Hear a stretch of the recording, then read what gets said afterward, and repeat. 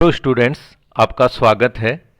अंतर्राष्ट्रीय संबंधों के कर्ताओं के अध्ययन के क्रम में इस वीडियो में हम एक प्रमुख राज्येतर कर्ता अंतर्राष्ट्रीय संगठन इंटर गवर्नमेंटल ऑर्गेनाइजेशन, जिन्हें संक्षेप में आईजीओज कहा जाता है, का अध्ययन करेंगे।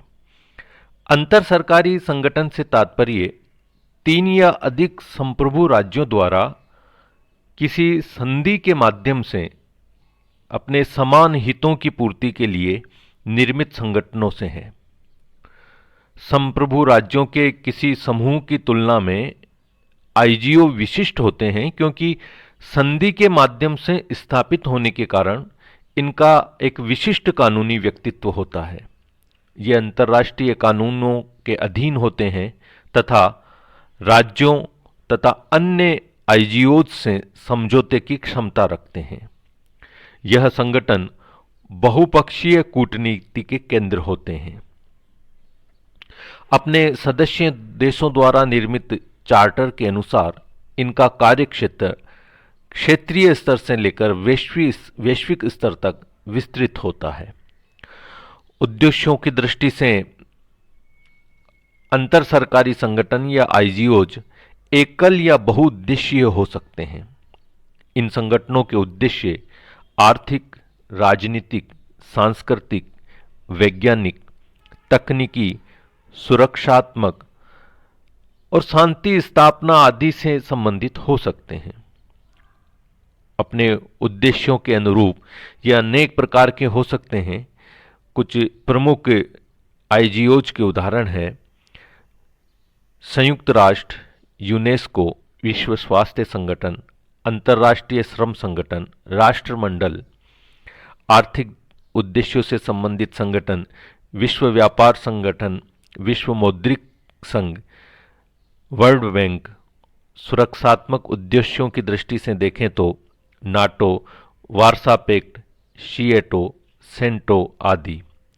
इसी तरह OPEC, G77, G15, G8, ASEAN, SAARC आदि को भी हम आईजीओज की श्रेणी में रख सकते हैं। अंतर सरकारी संगठन या आईजीओज पुराने समय से ही वैश्विक मंच पर विद्यमान रहे हैं। हालांकि आईजीओ की संख्या में 20वीं सदी में बहुत अधिक वृद्धि हुई।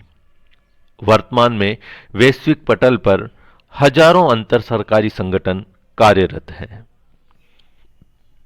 यथार्थवादी दृष्टिकोण से देखें तो अंतर्राष्ट्रीय संगठन स्वतंत्र राज्यों द्वारा अपनी संप्रभुता को अक्षुण्ण रखते हुए राष्ट्रीय हितों की पूर्ति का एक साझा प्रयास है।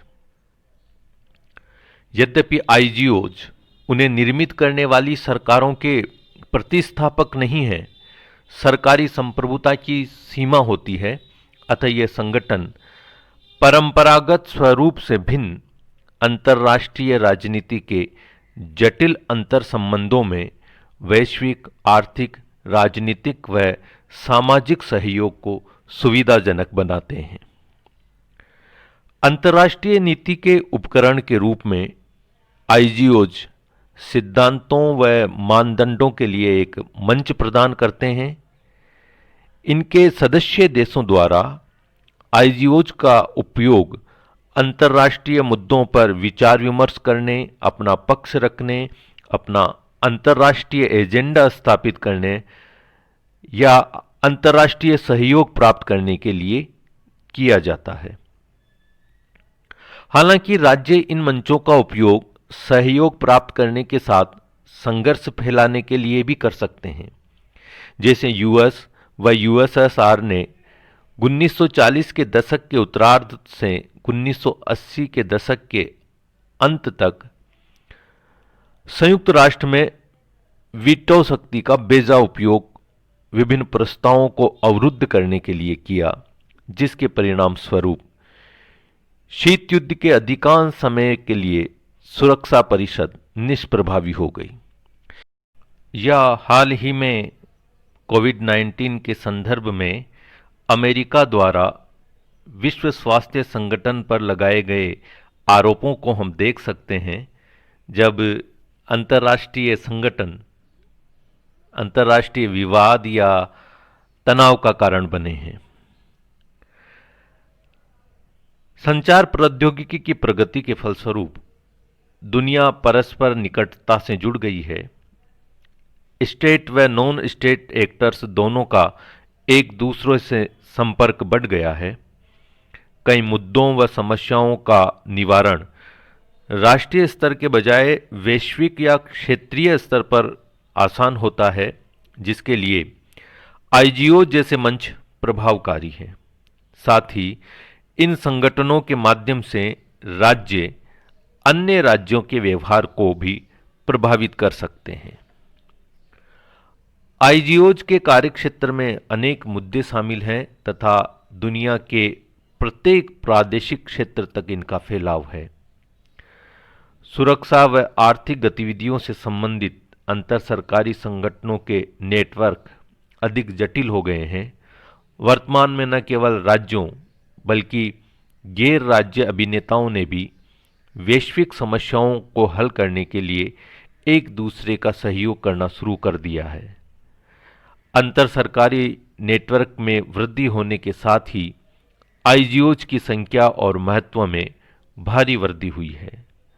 उदाहरण के लिए संयुक्त राष्ट्र की भूमिकाओं और गतिविधियों का दायरा सुरक्षा से लेकर कई क्षेत्रों तक विस्तारित हुआ है।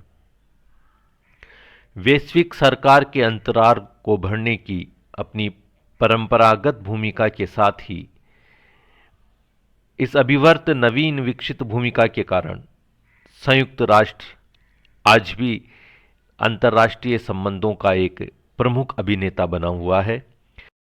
इसके अतिरिक्त वैश्वीकरण ने विश्व बैंक और आईएमएफ जैसे आर्थिक वैश्विक संस्थानों के दृष्टिकोण व संरचना दोनों में बदलाव किया है और ये वैश्विक समुदाय के देखते देखते वैश्विक प्राधिकरण में बदल गए हैं।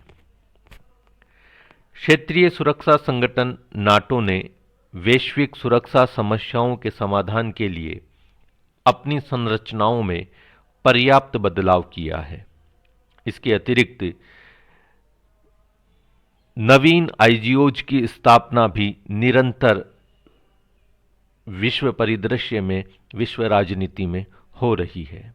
इस तरह विश्व पटल पर आईजीओज की हालिया भूमिकाएं इंगित करती है कि वे अंतर्राष्ट्रीय राजनीति के महत्वपूर्ण अभिनेता बने रहेंगे।